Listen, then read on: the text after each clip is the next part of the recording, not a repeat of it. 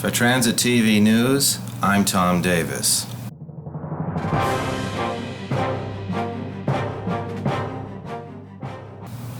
The CDC said today that nearly 10 million doses of swine flu vaccine are now available to be ordered. As of yesterday, 9.8 million doses of the H1N1 vaccine were available to be ordered. 5.8 million doses had been ordered as of yesterday by the states to be shipped out. And we're getting new orders every day and new allotments of vaccine. So this is going to be a very dynamic circumstance.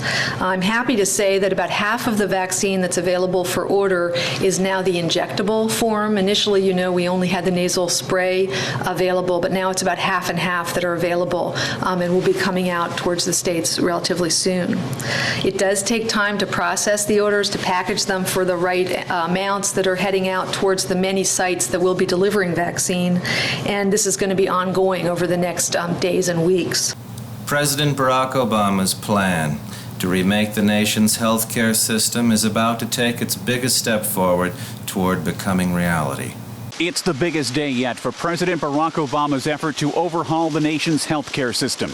The Senate Finance Committee is slated to approve sweeping legislation that would require nearly every American to buy medical insurance. The 10-year, $829 billion bill is expected to clear the committee, but much work remains before it gets to the president's desk. The health insurance industry has launched an 11th-hour attack against the plan.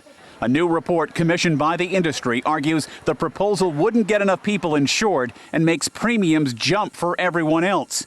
Democrats are downplaying the findings. The White House calls the report distorted and flawed. Once the bill clears the Finance Committee, Senate Democrats plan to negotiate with the White House and others to merge the bill with one passed by another committee. The big question will be if a public option through which Americans could buy health insurance will make it into the final version of the bill to be voted on by lawmakers. Ed Donahue, The Associated Press. Across the country, ravaged state budgets are forcing a growing number of students into enrollment purgatory, where they're stuck paying tuition but unable to get seats in the courses that they choose. Classrooms at Cal State East Bay are so full on the first day of classes that there aren't enough seats for all of the students. Many are waiting to plead with professors to let them in the already at capacity courses. I hope to graduate in 3 quarters, so in May. But I need to get into the required classes, and so far all of those have been filled up for some time now. Lawmakers cut the budget at the 23 campus state college system 20% this year. In response, the system has furloughed most employees 2 days a month, raised tuition more than 30%, and increased class sizes. It's also laid off hundreds of lecturers and cut thousands of class sections. That really restricts our ability to teach students adequately and do a good job.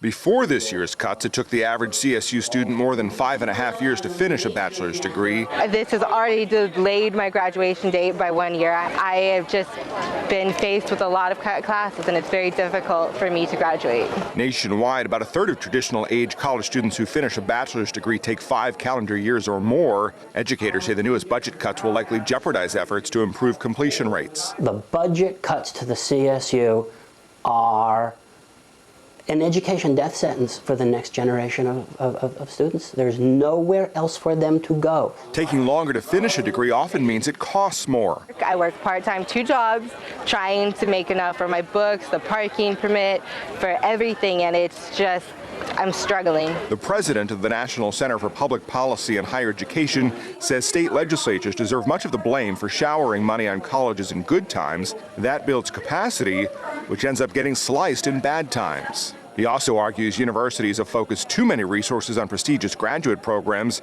and not enough on undergraduate basics. Matt Friedman, The Associated Press.